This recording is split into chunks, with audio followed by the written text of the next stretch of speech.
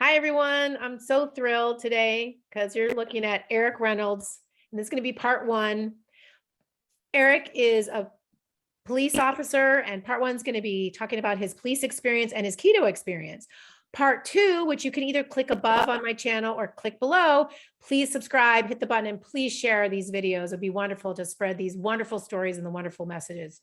And I'll explain why I do this channel in a moment. But part two is going to be how Eric found his brother, who was adopted at 6 months, and his RV life of freedom. So part two is going to be thrilling as well. But I want to let you know that Eric is known as Keto 50. He's a retired wounded police officer. And Eric, if you could please tell us more about yourself, how you got into being a police officer. Well, it started with my mom being a police officer in Miami, Florida in the late 70s, all through the 80s and 90s. She did about 28 years down there. So I guess growing up in a household with your mother as a police officer, you kind of get it in your blood a little bit. So after I graduated from Florida State, go Knowles, I ended up at a retail store like a Macy's catching shoplifters. And we were doing really good in a city called Boynton Beach, Florida, which is near West Palm Beach, Boca Raton, Fort Lauderdale area. And so we were seeing the cops a lot. A lot of arrests were being made. And they finally asked me one day, hey, why don't you, all you have is handcuffs right now. Why don't you join us? You get a gun, pepper spray, a taser, more Batman toys on your belt, right? So I was like, I thought about the pension. I was like, all right, 20-year pension. That sounds about right. So I just signed up and I went through the academy in 2001. And I was a cop for about 19 years until I left in October 2019. I retired on my 50th birthday. It's pretty cool. Beautiful. I'd love to hear a little bit more about if you can transition from your police experience into how you got into keto and how you retired, more of your story and your journey. All right. Well, in 2012, I was involved in a critical incident where there was a bank robbery in a nearby town in Delray Beach, and the bad guy had left. It was an armed bank robbery, and he had left in a red car. So we're looking around for red cars coming through our city, and I actually got behind a red car, and then we got, before I could light the guy up, we got into a car chase. He took off, and about a mile and a half, we're chasing him, figuring this is our bank robber, and he crashed. And at that moment when he crashed, we didn't expect him to crash, so we kind of rolled up really fast on him in our cars. Tactically wasn't a great spot to be in, and we're thinking he's going to run. They usually always run when they crash, right? Or they're hurt in the car. So as I step out of the car, I start to pull my gun out. I'm looking, he just did an armed bank robbery, so I still got to protect myself. And he starts shooting at me right through his door. And you see the gunfire bouncing off the ground, just like the Wild West. Officer Moreau pulled up next to me. He's shooting back at the guy also. So, and then we both eventually moved next to each other, and we just laid down, I think about 38 something rounds into the car. And we hit the subject 14 times. He died at the scene. And while we were, it was about a 2-minute shooting, and it is available on my YouTube channel. You can see it, the dash camera, and you can get your heart racing when you watch it. And after the adrenaline's kind of slowing down, that's when I realized, I looked down, I got 3 holes through my left shoe, and I got a right wound on my right shin. And I realized I've been shot. So I finally sit down, they put me in an ambulance, taking me to the hospital. And I remember asking the paramedic, I'm like, how's the bad guy? Because I didn't really see them pull him out. They pulled him out later on. And they're like, nah, he's dead. And it was like, wow, I just took a life, man. Right? Even though it was totally warranted, everything was perfectly legal, what we did, we were protecting ourselves. Still, when you take a life, it's not something normal that you expect to do. I knew it could happen. Most people never even really see a dead body unless it's at a funeral. And here I am, impacting this guy's family now, so it's just bigger than just that little incident, and I remember calling my wife, and my oldest son was 5 months old, and I didn't want her to panic with a police car coming up in the driveway. You know how you see it on the movies, they start crying before the cop even walks to the door. I didn't want any of that drama. So I called her, and I could hear my son in the background crying, and she's just, she's in mom mode. She's trying to breastfeed. She's battling this new kid, this new little guy in our life, and he's our first. She really didn't care much what I had to say. She was just more focused on the baby. And I was like, well, I got nicked in the foot. I'm going to the hospital to get some stitches. And she's like, okay, I'll talk to you later. And she hung up. I remember thinking like, wow, I thought it'd be a little bit more like, oh my God, my husband, I love you, you know, all this stuff. And there was none of that. And because I didn't really tell her how violent the incident was, you know. And Right. later on, they brought her to the hospital when they were pulling out bullet fragments out of my foot. They Oh, brought her up with my kid, and he cried the whole time. It was just he felt the stress of the room. yes, babies All the know. cops there, he knew this was not right. And anyways, I was out 3 months. We got cleared in our shooting, Officer Monroe and I. I spent my first Father's Day with my son that week, and I was in a boot. So it was a lot of self-reflecting, you know, about how close I came. Because all that guy's got to do is raise another 6 inches. He could hit me in the head, you know. So, you know, and you're sitting there thinking about this stuff. So, you know, 3 months later, I'm a hero. You know, we're Officers of the Year for Palm Beach County. We were nominated in Washington, D.C. as National Police Officers of the Month for February 2013. We got to go up there with the guys that shot up the Boston bombers. We were there with those cops. I mean, it was such what a class we had of just awesome heroes, right? So, but you're seeing the families that didn't make it when you're at these events. And every cop you see on the news that gets shot leaves a family behind, or a cop that gets shot, or maybe a cop that makes a mistake, you know, and shoots somebody, and you can feel it all, you know. So it does build up over a career, plus the stuff you're already seeing, because you do sell part of your soul for this pension, because the stuff we see is not normal. Police work is a man-made career. You know, we should be hunting, following the herds out in the wild and living in tribes or villages, you know, but now we have, you know, from mental illness to, you know, obviously diet and nutrition issues affecting people. There's just a lot of sadness out there. And by the end of your career, that's all you remember. It stinks. You know, you could wish you remember the good things, and you do. You know, there's some good moments, but it just doesn't compare to those, you know, sad scenes that you see kind of constantly. Well, that's what I love about what people don't know behind the scenes is you and I are having some technical difficulties. And based on what you just said, I think it was meant to be. We can see nature, thank God. First of all, thank you for your service as a peace officer, a police officer. So I really, really appreciate the work that you did, because human beings are very special who do that. I know I'm not strong enough. I'm not selfless enough to do that. So I love how you just talked about it. I think about that sometimes. We're supposed to be in nature. We're not supposed to be on the pavement in our apartment or house, and we're not surrounded by trees and cows and sheep. And I know you told me off camera that you trade some work for grass-fed beef, because animals are supposed to be roaming like that. And then when we enjoy they're enjoying the vegan plant food and we're enjoying the protein, you know, that's how it's supposed to be. I know some people are vegan, I was, and they do great with that. And some of us need meat for some reason. It's just everybody's different. But I wanted to ask you, you mentioned your YouTube channel. Can you tell us what your channel is so people can go there and find it, and what's it about? Yeah, it's Keto 50, and you can put my last name Reynolds in there. So it's Keto 5 and then O, and then Reynolds. And you should be Keto 50. You'll probably find it anyways, but the channel is actually with my last name, and you can see all the videos from my shooting to me learning how to drive a tractor on the farm and making us chasing steers. We had some steers break out a couple of times. We've been chasing them around. I mean, crazy stuff. And I'm putting videos out there like, I've never done this before, you know, and it's just funny stuff. And, you know, there's the stuff that we discussed earlier, like my brother, and then some of the stuff with my mother and stuff like that. But yeah, that has the shooting on there too. And it has 2 different camera angles from Officer Monroe's car and my car. So you can definitely get the experience. Oh my gosh. Okay. And only time you see me in the video is when I walk up to the car, right on the left screen. There's a cop being pulled back because he's getting close to crossfire.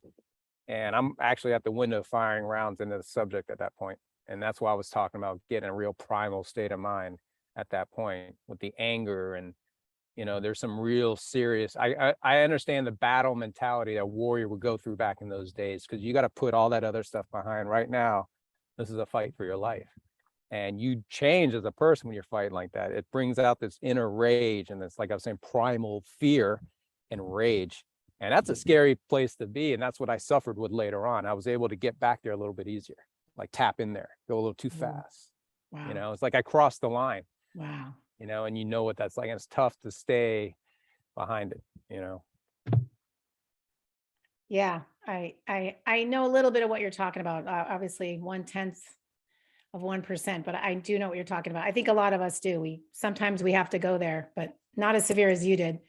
God forbid. But so in a moment, I'm going to ask you about the guy who was in the red car, because it sounds like it was the wrong guy. But first, I want to explain why I made this show and why I hope you all subscribe to Eric's show and my show. But I had anxiety real bad, and it was almost 2 years of me not even wanting to get out of bed. I acted normal. I smiled, but I'd be talking to someone like you, Eric, and seeing this beautiful view. We're outside talking, let's say, and I couldn't feel the joy. It felt like a doom in my gut. And I wake up in the morning, it makes me feel like crying every time I talk about it, but because I feel bad for who I was. So it was hard to get out of bed in the morning, and I didn't really talk to anyone about it. I didn't go on medication. I'm like, I got to figure this out. And so what I believe, my theory for myself, everybody's different. I needed meat. I was vegan at some point. I was vegetarian, and I really thought meat causes cancer. Meat causes colon cancer. I didn't fully believe that, but I thought meat's a little dangerous. We were taught butter's bad. Don't eat fat. You know, I grew up a little bit in the 80s, part of my life. Everything was low fat this and eat cereal and grass, you know, not grass, but that's why I got fat. I grew up in the 80s. Yeah. So cereal, you know, I should have the fiber cereal and the vitamin fortified this. And so I do best when I have meat. I give blood to the Red Cross. And when I wasn't eating meat, every time I wasn't eating meat, they would reject me because you have to be 12 or 13 on the iron scale. And I would almost always fail. And I realized, oh, I forgot to eat meat. And anyway, there's more to that. So that's why I made this channel, is to help people with anxiety, depression, loss. And also it's about belief, having a belief system. That some of my stories that I share, that my friends' stories, are very spiritual, and it kind of makes you believe there's something beyond this world. And I realize, look at the hardships you've had. I've had hardship. Everyone listening to this, they have many, many stories of pain, things friends do to you, family can do to you, neighbors, your job. There's a lot of challenges we have. So that's why I made this show. That's why I hope you share it. I hope we all grow together. And that's why I call my show Growth Factor. So there's many ways to grow. For me, I had to start eating meat, and my mental issues went away. I had anxiety, maybe it was depression. I think some people, based on how they eat, they can get MS, which is your microbiome affecting your brain, Parkinson's, you can have IBS, Crohn's, and other gut issues, IBD. You can have eczema and psoriasis. There's a lot of ways that how we eat affects our gut, which affects our entire body, or arthritis. So I just happen to have anxiety from it. So that's why I want to talk to you. You have an incredible life journey, and you went keto. Can you tell us a little bit more about keto, and then also how you help people? And then I'm going to ask you more about the guy in the red car, but I'd love to talk about keto first and how you came to that. Well, the guy in the red car was the bank robber bad guy. So we did find the bad guy. So it worked out in that end. But what happened was, after that had happened, you know, I was already probably about 220 pounds. It's 50 pounds heavier than I am now. I thought I was all right. I had done a calendar. I was like Mr. November in like 2007 in some lame calendar. And I didn't even have my shirt off. I was just riding my police bicycle. Anyways, I could tell I was I thought I was all right though. But over the next, I think 6 years, maybe 5 years, you know, having the hypervigilance all the time, I started drinking more. I was stressed out because I couldn't calm my central nervous system down. I couldn't sleep as well anymore, because when you've been in a critical incident, it could be a car wreck, it could be a loss of a loved one in a tragic way. It doesn't have to be a police officer or a fireman or anything like that. It could be someone, a regular citizen. That traumatic gets deep in your subconscious. And I'm still wearing the badge. I'm still carrying the gun. I still have a duty to protect, you know, and it built, you know. I got an evidence job. So I got inside the police department Monday to Friday. It was a nice, all right job. All right. I'm doing stuff that's, you know, like just routine, putting evidence away, taking it to the lab. You know, I didn't have to battle vacations with guys. So everything was kind of just nice. And then we had a change in leadership. The new chief didn't like, or I heard that he may not want the cop to be in evidence because it could affect cases. Because what if I start taking care of my buddies? Like, I'm not going to sacrifice my career, but he's thinking outside the box. So now I'm like, oh no, I'm going back out there. And I don't want to go back out there because I already know I'm probably going to shoot somebody again, because I'm not going to wait. I'm probably going to be a little bit too quick on the trigger, and I know what that can, you know, lead you down. So meanwhile, I'm probably creeping up in my 230s right now. And then by the time I did a documentary, it's called Cops in Cabins. It brought 8 cops together at a cabin in the Blue Ridge Mountains in Georgia. Most of us didn't know each other. Most of the guys were retired. I wasn't at this point. And we just got together as it was a retreat. It was very therapeutic. We all had sad stories. We all had good stories. We all had stories about our bosses. We all had stories about our families and how this job impacted our family. So it was very therapeutic. But the documentary that they did on that, which is also on YouTube, my channel, it's called Cops and Cabins. You can see me break down when they start talking about meeting the other guys and what it meant. And I think I was my heaviest then. I was about 248 pounds. I was just heavy. I just looked sick. I look back at it now, I can totally see it. But at the time, I knew I didn't feel right, but I just thought it was the stress in life. I'm getting older now. I'm putting on weight. That's what you do, right? And then I got diagnosed with heart disease, right? And they're saying my arteries are all clogged up and stuff, and they want to put stents in me, and I lost Officer Joe Crowder, 2016, and died of a heart attack. The guy was in mad shape, awesome. He was a canine guy, ran with his dog all the time, and he died jogging 3 years after he had stents put in. So I'm like, you know what, let me research the stents. And then a guy I played basketball with mentioned he had lost 50 pounds. I'm like, how'd you do it, bro? He's like, ketogenic. I'm like, ketogenic? I thought it was a karate school or something. I didn't know what ketogenics was. I didn't know anything about burning fat for fuel. Nobody ever told me that. Oh, you got to have carbs, right? Later on, I realized that I was a carb addict and I was, over carbed. I had too much fuel in my body from all those carbs and glucose over the years. So I started the keto thing. I lost like 20 pounds in 2 months. I was like, wow, by this time I'll get down to 200 pounds, which was my goal. And, we're all a little, I was thinking about my high school 30-year reunion coming up. And I was like, man, I'd like to look kind of good for my 30-year reunion. I don't know why. I wasn't looking to pick up anybody, it was just no self-confidence. And I got down to 204. So I lost 50 at that point. No, it was 44 pounds I had lost. And I just kept going. I just kept studying, reading books. I read Dr. Ken Berry's book about lies my doctor told me. I read The Carnivore Code by Saladino. I read Nina Teicholz's book, Big Fat Surprise. And of course I watched Magic Pill, Fat Fiction, Fat 1 and 2. And just my mind was blown on the nutrition scams out there, the FDA, who's involved, who the players are, who funds this and that. It was nothing. I saw this before. It's organized crime. Okay. I've seen it down in Florida. I've been a part of the pharmaceutical where we arrested doctors for the opioid epidemic. I've seen it. All right. So I know what those guys are all about. So here they are trying to prescribe me drugs, trying to get their hands in me and inject me. And they're always trying to just poke around and take stuff out of you and put stuff in and charge you, the max and bill you. So I walked away from modern medicine. I had a long discussion with my cardiologist and he's like, well, you got a 9% chance to have a heart episode, not heart attack, heart episode in the next 10 years. I go, well, that's a 91% chance I'm not. I go, I like those odds better, right? And I even recorded it, which is probably against HIPAA law. I don't care. And I still listen to this day how this guy was trying to get me on statins. And I'm like, no, because I read or actually met Dr. Diamond from University of South Florida, did this big presentation about how the statin companies are lying and statistical, how it's really beneficial to take cholesterol meds. So I dove into this world, right? And I'm like, oh my God, everything's going crazy. I've lost 50 pounds. And then cops at work notice. They're like, hey, Eric, how'd you lose all that weight? How'd you go from a 42 to a 36-inch waist? And I said, keto. So they just kept calling, hey, keto, how do we do it? And then somehow, they call, Hawaii 5-0 in the hood or in the bad areas. They always call us, here comes 5-0, here comes Troll. And it just became Keto 5-0. I helped about 20 cops in my police department lose weight. One guy lost like 50 pounds. I had a group chat going on with just a bunch of us, and I started a Facebook group. And now that's over, I think 1,100 people are part of it. They're like first responder families and stuff like that. And I got all into the Instagram and Twitter trying to produce this. And I did a Low Carb USA podcast. And then I went to sports nutrition school and I got my license in sports nutrition and personal training. And that just started my company, Keto 5-0, going around the country, helping first responders and anyone that really wants to help, I'll help.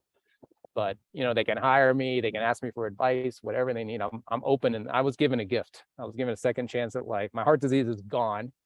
Wow. I have no more issues with that. So Incredible.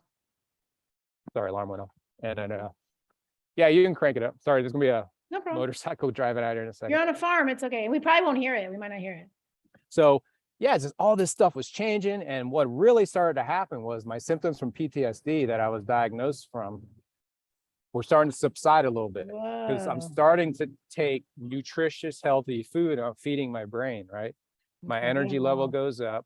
And now as I'm going in ketosis and I'm burning fat because I'm not supplying myself with carbohydrates, all of a sudden your brain's just firing. I had more energy. I was thinking clear. I never sat down. I got a desk at work that I could stand up and just work all day. And, and I was like, holy, this is really helping my brain. So I started looking into that and realizing the whole, how Alzheimer's is going crazy and dementia. I'm like, yeah, because you're starving these people's brains. You're not feeding them nutritious food. Have you ever seen what these people are being fed in these old folks' homes or the hospitals or schools or military? They're all under contract. Lowest bidder gets, here you go, Pepsi Cola. You can now feed our country food, and it's not even real food. It's organized crime. And I know I'm probably going to get whacked one day. They're going to make it look like it was an accident. I'm going to stir it up, man, because I don't trust these guys. I don't like them. And they're all profiting from other people's misery. And that's, it's not like it was a mistake. The sugar industry is hidden research that shows that sugar will lead you to be metabolically sick and eventually a diabetic. And what do they feed diabetics right now? They still got sugar on their damn menu. It's insane to me, Sorry about saying the word damn.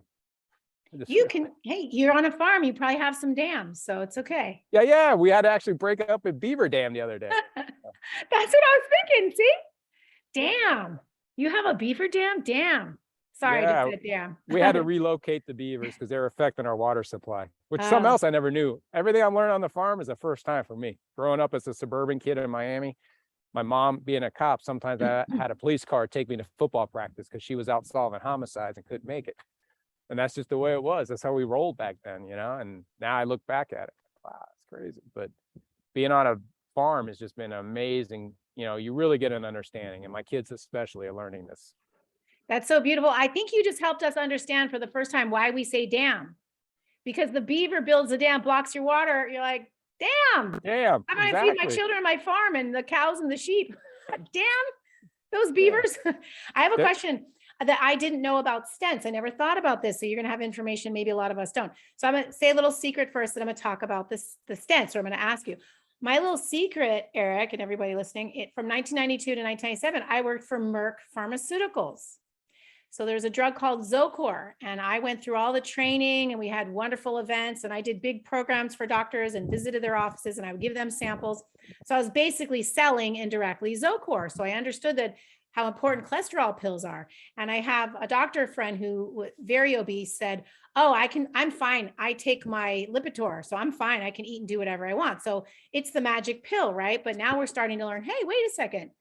We absorb vitamin D, which you're getting a lot of, and it uses cholesterol to stabilize our testosterone, our estrogen.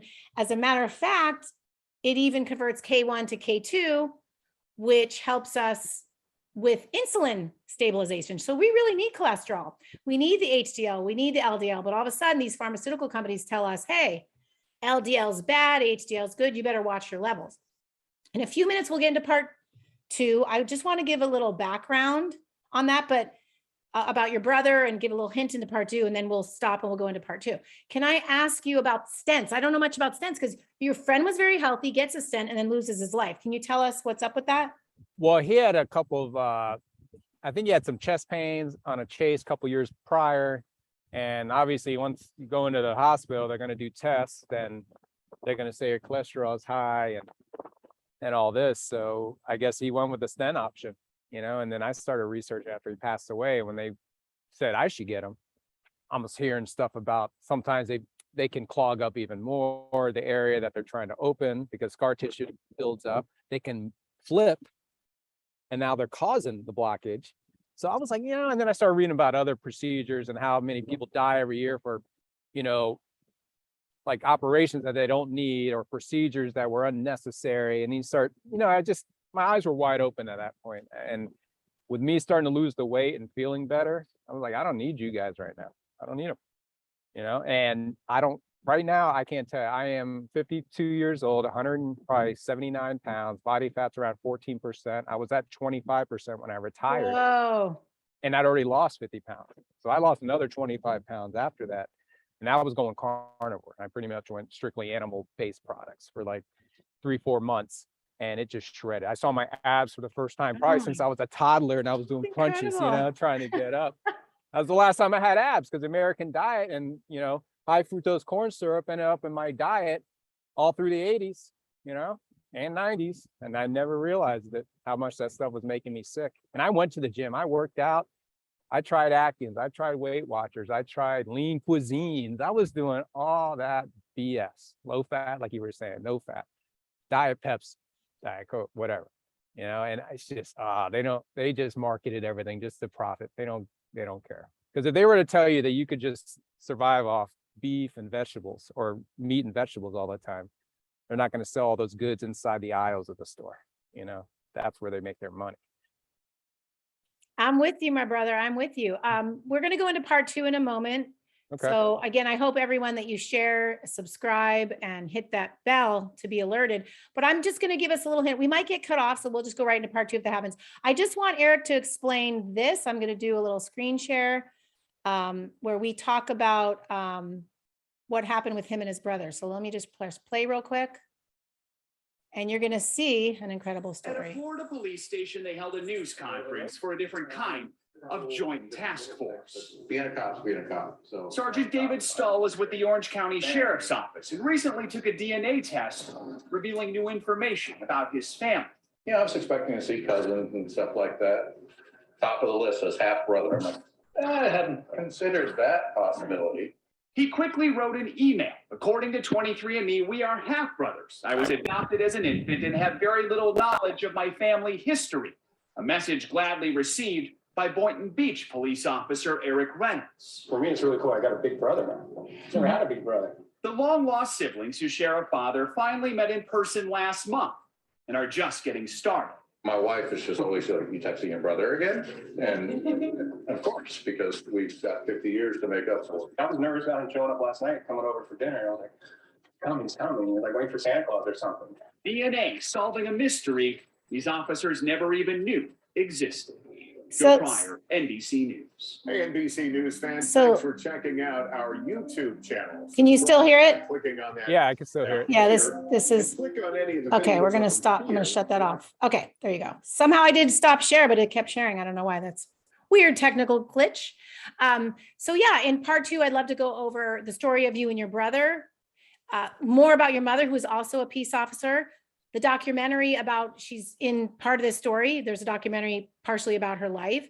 So I think we're going to say goodbye. Is there anything else you want to say?